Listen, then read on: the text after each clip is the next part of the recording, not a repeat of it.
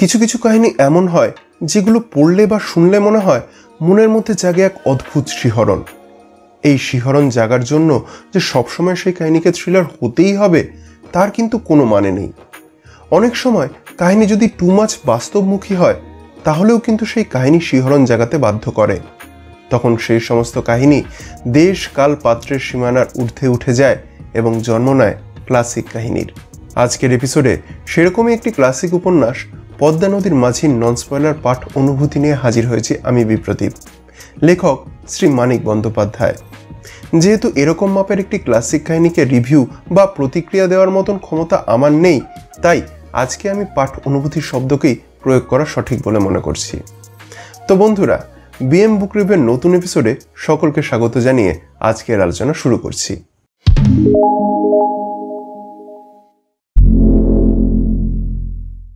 প্রথমেই আগে কাহিনীর বিষয়বস্তু নন স্পয়লার ভাবে একটু বলে নেওয়া দরকার। যারা জানেন তারা তো জানেনই, যারা জানেন না এই পোর্শনটা শুধু তাদের জন্য। পদ্মা নদীর মাঝি কুবেরকে নিয়েই আমাদের এই কাহিনী আবর্তিত হয়েছে। খুবই গরিব একজন মাঝি কুবের। বাড়িতে তার স্ত্রী মালা আর পিসি ছাড়াও রয়েছে তার 4 সন্তান, যার মধ্যে রয়েছে 3টি ছেলে এবং একটি মেয়ে। কুবের ধনঞ্জয় বলে একজনের নৌকায় মাঝির কাজ করে এবং সেখান থেকে মাছ ধরে বাজারে বেচে যা লাভ হয় তারই একটি ভাগ নেয়। এইভাবেই তার সংসার চলে। এইভাবে চলতে চলতে একদিন বিশাল এক কালবৈশাখী ঝড় ওঠে এবং তার ফলে কুবের সহ সমস্ত জেলেপাড়ার জীবন এক নতুন দিকে মন নেয়। সেই মোড় কি ভালোর দিকে নেয় নাকি খারাপের দিকে, জানতে হলে পড়তে হবে পদ্মা নদীর মাঝি এই উপন্যাসটি। এবার একটা জিনিস বলে নেওয়া দরকার, সেটা হলো এই উপন্যাসটি প্রথম প্রকাশ পেয়েছিল 1936 সাল নাগাদ। ফলে এই উপন্যাসে যত ধরনের সিচুয়েশন দেখানো হয়েছে সেটা কিন্তু সেই সমসাময়িক সিচুয়েশনের উপর বেস করেই। এখানে শুধু যে একজন মানুষের কাহিনী দেখানো হয়েছে তা কিন্তু নয়। এখানে কুবের নামক মাঝি প্রতিনিধিত্ব করছে সমস্ত জেলেদের জীবন সংগ্রামের। কিন্তু শুধু জেলেদের জীবন সংগ্রামের কথাটা বললে হয়তো সম্পূর্ণ কথা বলা হয় না। এখানে কুবের আসলে প্রতিনিধিত্ব করছে সেই সকল মানুষদের যারা একটু শান্তিতে বাঁচার জন্য তাদের দারিদ্র জীবনের সাথে প্রতিনিয়ত সংঘর্ষ করে চলেছে। কখনো হতে পারে সেটা টাকা কামিয়ে ভালো মতন বাঁচার সংগ্রাম, কখনো হতে পারে প্রকৃতির অপার শক্তির সামনে সমানে পাল্লা দিয়ে নিজেদের অস্তিত্বকে টিকিয়ে রাখার সংগ্রাম, কখনো হতে পারে নিজের কামনা বাসনার শক্তিকে নিজের কন্ট্রোলে রাখার জন্য সংগ্রাম। এমন সব বিভিন্ন সংগ্রামের বিষয়কে এখানে এত সুন্দরভাবে ফুটিয়ে তুলেছেন শ্রী মানিক বন্দ্যোপাধ্যায় যে বেশ কিছু জায়গা পড়তে গেলে সারা শরীর রোমাঞ্চিত হয়ে যায়। এই কাহিনীতে কি তাহলে রয়েছে শুধুই সংগ্রামের কথা?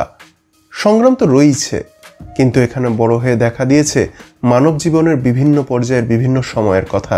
এখানে আমরা দেখতে পাই যে কুবেরের স্ত্রী মালা কিন্তু প্রতিবন্ধী। সেই কারণে মালা সুন্দরী হয়েও সাধারণ একটা মাঝি বা বলা ভালো জেলের স্ত্রী হয়েছে। কুবের কিন্তু কোনোদিনও মালাকে সেই অর্থে অসম্মান করেনি। কিন্তু ঘটনাচক্রে যখন কুবেরের শালী কোকিলা কুবেরের বাড়িতে এসে থাকতে শুরু করে তখন কিন্তু কুবেরের নজর নিজের প্রতিবন্ধী সুন্দরী স্ত্রীর থেকে একটু হলেও ঘুরে যায় সেই শালীর দিকে। দিনরাত সে কিন্তু নিজের শালীর কথা ভাবতে থাকে, কিন্তু এদিকে সমাজে মান সম্মান খোয়ানোর ভয় তো পায় সে। অর্থাৎ পরকীয়ার একটা বিষয়ও কিন্তু এই লেখায় ফুটে ওঠে। আসলে ব্যাপারটা হচ্ছে এটাই তো মানুষের প্রবৃত্তি। সুন্দর চঞ্চল চপলার প্রতি মানুষ কি, সমস্ত জীবেরই রয়েছে আদিম টান। এই বিষয়টিকে এখানে এত সুন্দরভাবে দেখানো হয়েছে যে কোথাও এক মুহূর্তের জন্য শ্লীলতা লঙ্ঘন হয়নি। তাই বিষয়টি পড়তে বেশ ভালো লাগে। এখানে আরও একটি বিষয় বলার রয়েছে, এই কাহিনীতে কিন্তু রয়েছে অ্যাডভেঞ্চারও। যারা পড়েছেন তারা জানেন যে এই কাহিনীতে রয়েছে এক অজানা রহস্যময় দ্বীপে পাড়ি দেওয়ার কাহিনী। সেখানে যাওয়ার পথের বর্ণনা এত সুন্দরভাবে আমাদের সামনে তুলে ধরা হয়েছে যে মনে হয় যেন আমরাই যাচ্ছি সেই অজানা দ্বীপে কুবেরের সাথে। কি নেই এই গল্পে? পরকীয়া, অ্যাডভেঞ্চার, জীবনমুখী কাহিনী, আবার রয়েছে রহস্য। হ্যাঁ, এই কাহিনীতে রয়েছে রহস্য, যদিও সেটা খুবই ক্ষণস্থায়ী, কিন্তু তাও রয়েছে। তবে যেটা এই কাহিনীর সবথেকে বড় প্লাস পয়েন্ট সেটা হলো থ্রিল। ভিডিওর শুরুতেই আমি এই কথাটা বলেছিলাম যে থ্রিল পেতে গেলে সবসময় কাহিনীকে যে গতিময় হতেই হবে তার কিন্তু কোনো মানে নেই। যে কাহিনীকে পড়ে আমরা রোমাঞ্চিত ফিল করি সেটাই হয়ে ওঠে থ্রিলার। মানুষের জীবনে যদি থাকে অনেক ধরনের ভ্যারাইটি, তখন সেখানে তো রোমাঞ্চ জেগেই ওঠে। কুবের মাঝি তথা জেলের কাহিনী পড়তে পড়তে সেই শিহরণ বারবার জাগে। কুবেরের লাইফে মাঝে মাঝে এমন কিছু পরিস্থিতি এসে হাজির হয় যখন মনে হয় এইবার বুঝি কুবেরের পদস্খলন হবে। সেই সমস্ত জায়গাগুলি পড়তে পড়তে রীতিমতন শিহরণ ফিল হয়। একই গল্পের মধ্যে এত ধরনের ভ্যারাইটি থাকার জন্য গল্পের গতিমানতা কিন্তু বজায় থাকে। আর এখানেই চলে আসে গল্পকারের গল্প লেখার সার্থকতা।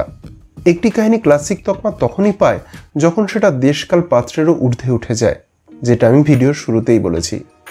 মানিকবাবুর সৃষ্ট এই কাহিনী কিন্তু সেই সবেরই ঊর্ধ্বে উঠে গেছে।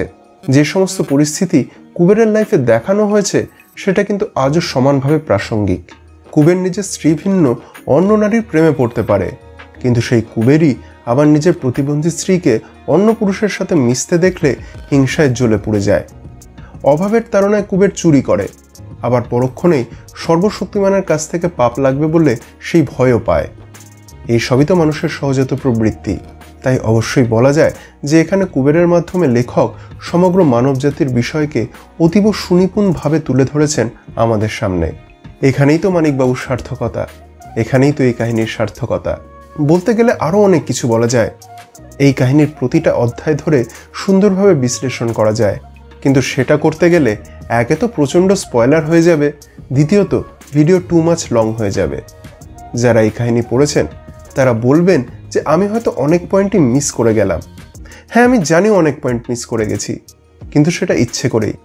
আমি যতটা সম্ভব নন স্পয়লারভাবেই আলোচনা করার চেষ্টা করলাম, কারণ এই ভিডিও দেখে যদি কারো এই উপন্যাসটিকে পড়তে ইচ্ছা করে তাহলে সে যেন সেই অনুভূতিগুলি ফিল করতে পারে, যেটা একজন পাঠক কোনো কাহিনী প্রথমবার পড়ার পর ফিল করে, যেটা আমি এই কাহিনী পড়ার পর ফিল করেছি। কখনো কুবেরের আচরণের সত্যি অবাক হয়েছি, আবার কখনো রাগও করেছি, আবার কখনো কখনো তার জন্য কষ্টও হয়েছে। সত্যি এই কারণেই মনে হয় এই কাহিনীগুলি ক্লাসিক আখ্যা পেয়েছে। এবারে আসি আমি যে বইটি পড়েছি সেই বিষয়ে। আমার বইটি প্রকাশিত হয়েছে মলয় প্রকাশনী থেকে।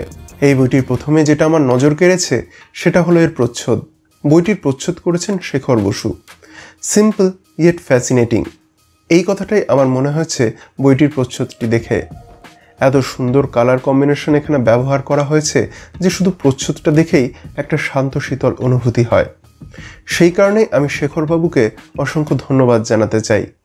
বইটির মুদ্রিত মূল্য 120 টাকা। এই মূল্য অনুযায়ী আমার বইটিকে মোটামুটি লেগেছে। পেজ এবং প্রিন্টিং কোয়ালিটি সাধারণ মানের লেগেছে এবং বাইন্ডিং কোয়ালিটিও মোটামুটি ঠিকঠাক লেগেছে। বেশ কিছু জায়গায় মুদ্রণ প্রমাদ চোখে পড়েছে, কিন্তু সেটা বইটি পড়ার পথে অন্তরায় হয়নি কখনোই। ফন্ট সাইজও আমার পড়ার জন্য ঠিকঠাকই লেগেছে। এবারে উপসংহারে আসি। প্রথমেই বলি, এই কাহিনী পড়তে গেলে একটু প্রাপ্তমনস্ক হতে হবে।